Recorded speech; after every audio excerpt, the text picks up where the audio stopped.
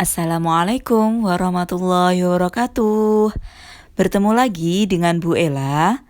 Setelah kita menyelesaikan bab mengenai bangun datar, maka kali ini kita akan membahas bab yang baru yaitu statistika. Apakah kalian pernah mendengar kata statistika? Statistika adalah salah satu cabang dari ilmu matematika yang mengolah maupun yang berkenaan dengan data. Kira-kira arti dari data apa ya? Sebelum kalian tahu artinya, coba kalian ingat-ingat, pernahkah kalian melakukan kegiatan pengumpulan data? Jadi, data merupakan catatan informasi yang diperoleh berdasarkan fakta. Jadi bukan bohongan, jadi semua yang kalian dapatkan memang benar-benar adanya, tidak ditambahi maupun tidak dikurangi. Sumber data sendiri itu bisa diperoleh secara langsung maupun dari sumber yang sudah ada. Kalau data yang diperoleh secara langsung itu bisa berupa data hasil wawancara dengan narasumber. Narasumber itu siapa? Misalkan kalian ingin tahu tinggi dan berat badan teman kalian, maka kalian langsung menanyai atau langsung mewawancarai teman kalian dengan pertanyaan, berapa tinggi badanmu? Berapa beratmu? Nah, itu merupakan salah satu cara mengumpulkan data langsung. Jika data itu diperoleh dari hasil pengisian kuesioner atau angket, maka sumber itu berasal dari data yang sudah ada.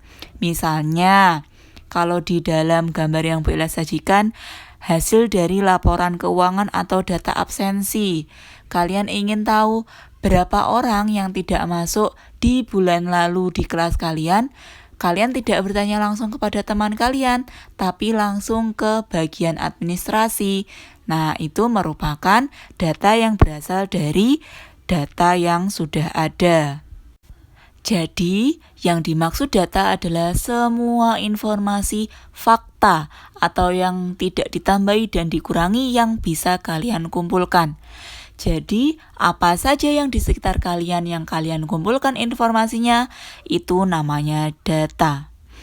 Nah, agar kalian pernah mengalami atau pernah merasakan mengumpulkan data, kalian bisa, karena ini tidak masuk sekolah ya, kalian bisa di rumah kalian, dalam satu rumah, kalian bisa mengumpulkan misalnya jenis makanan favorit orang-orang di rumah. Misalkan di rumah kalian ada ayah, ibu, kakek, nenek, adik, atau mungkin ada sepupu kalian. Nah, kalian bisa kumpulkan, itu namanya data. Biasanya setelah data dikumpulkan akan diolah. Bagaimana mengolahnya? Jadi kalian bisa tahu, oh ternyata yang suka bakso ada 5 orang.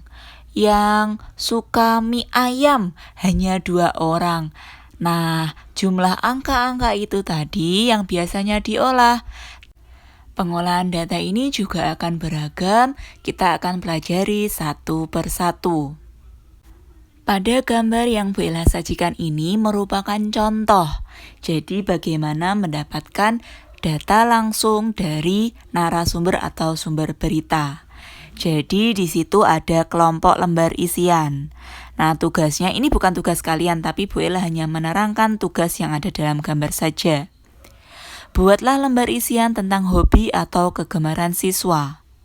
Nah, contoh lembar isiannya bisa kalian lihat di situ yang kotak pink atau merah muda, ada kolom isian nama, kemudian hobi.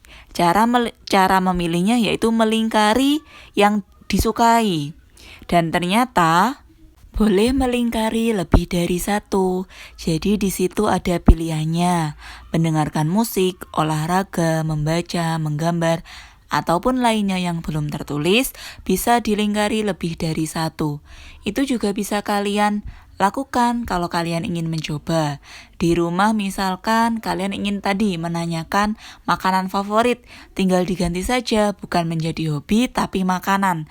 Misalkan bakso, mie ayam, mungkin nasi kuning atau yang lainnya bisa kalian tulis di situ. Nah, setelah lembar itu tadi terkumpul, maka di situ nanti akan ada pengolahan data mengelompokkan siapa saja yang menyukai misalkan hobi mendengarkan musik, mungkin olahraga, atau ketika kalian menuliskan makanan yang suka bakso, yang suka mie ayam. Nah, itu namanya mengolah data kalau itu masih secara sederhana.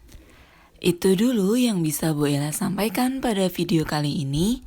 Terima kasih, selamat belajar. Wassalamualaikum warahmatullahi wabarakatuh.